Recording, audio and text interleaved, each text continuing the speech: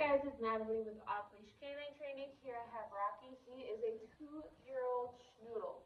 He'll be doing our 10-day board train. A couple reasons that he's staying with us are he loves jumping, especially when he's very excited. He'll jump on the kids as well as the adults. And sometimes he also gets a bit mouthy when he gets very playful. These are the things that we will be working on along with some manners. So check back in 10 days and see how